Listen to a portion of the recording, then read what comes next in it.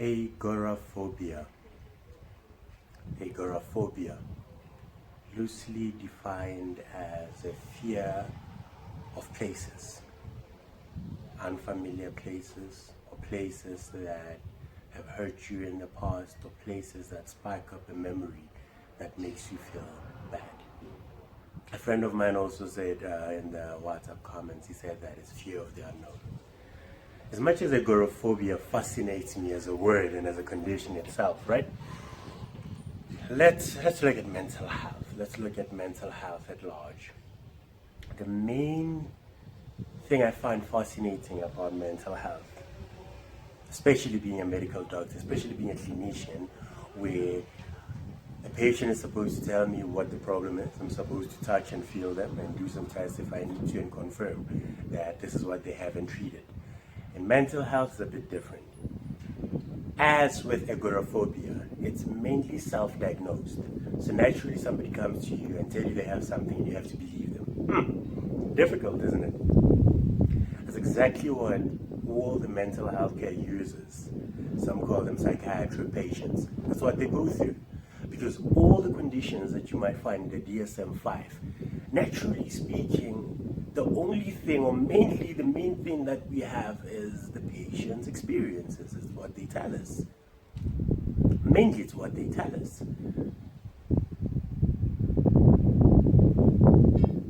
Now that puts us in a very awkward position, not only as doctors, but also as people that are living with these guys.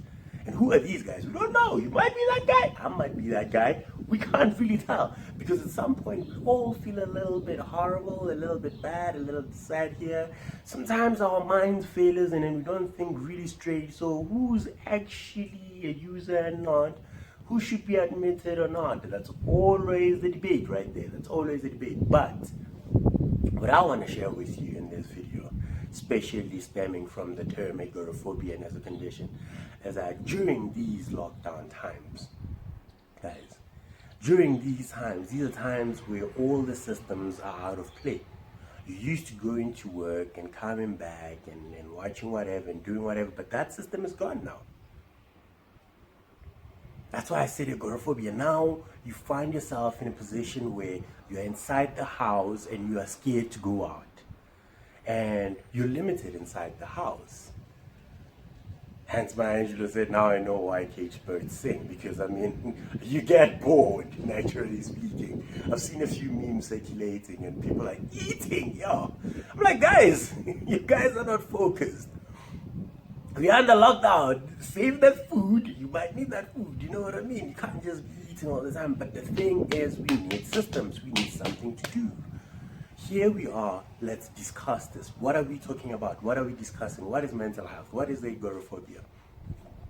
All of that is conversations that we are going to have. Imagine somebody telling you that every single day when I wake up in the morning, I feel like there's a virus out there that is going to kill everyone.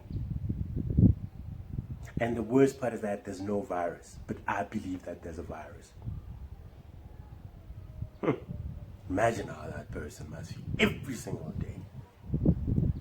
That's the main thing that I want to leave with this video. It's just to have that thought, to put yourself in somebody else's position who goes through these things every day and has no support. Nobody knows about it.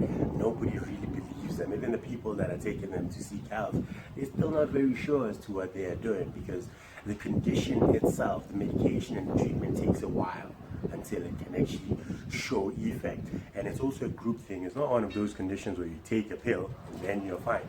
It's systems. The society has to be there with you, the people that are staying with you, your colleagues, everybody around you, all the relationship as such.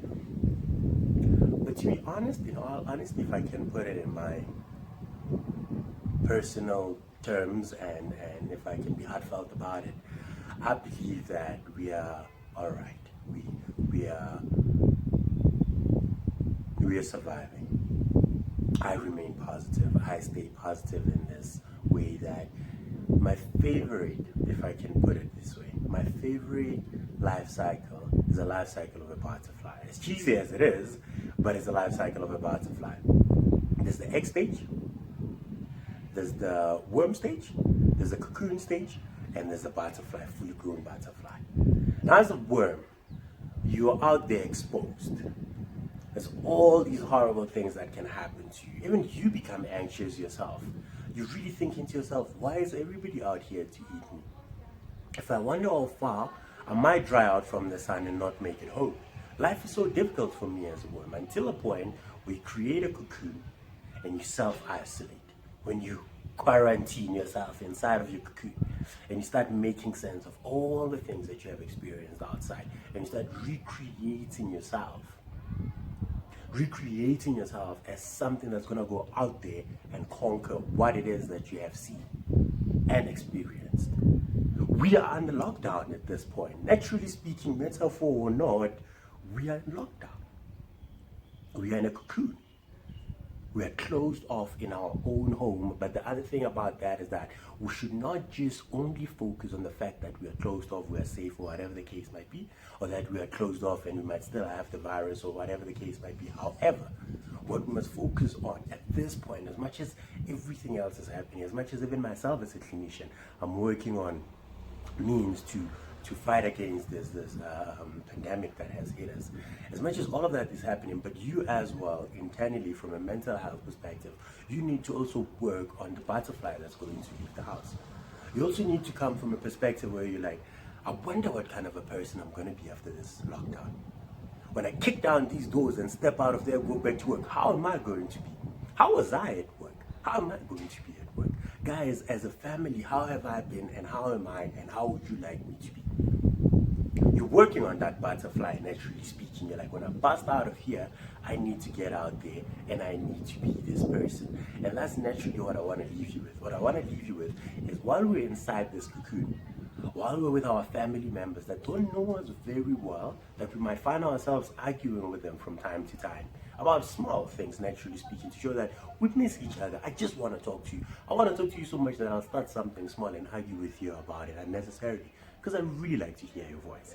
As much as we find ourselves in those situations, we can actually work. That is the main thing, work. We can actually work on designing the butterfly in that situation. You can take that chance and work on that relationship and be like, after this lockdown, this is how we need to start being. This is how we need to communicate. This is how we should start doing our things. Mental health for me is personal. It's very personal. I'm yet to understand why it is personal for me. But mainly because it's so difficult and it's just so challenging and it's so complex. That is another reason why I like it, and because it affects everybody. And it's there, out there, and we see it every day and we experience it every day. Ladies and gents out there, I'd really like to urge you to rather sit down and have conversations about certain things, unlike wasting that energy on arguing and fighting, naturally speaking, if I can put it that way. However, so this is me. I'm leaving my thoughts here with you. I will contact you. I will still come around these corners of the streets and leave a few parts of me. Thank you very much for listening, guys. Cheers.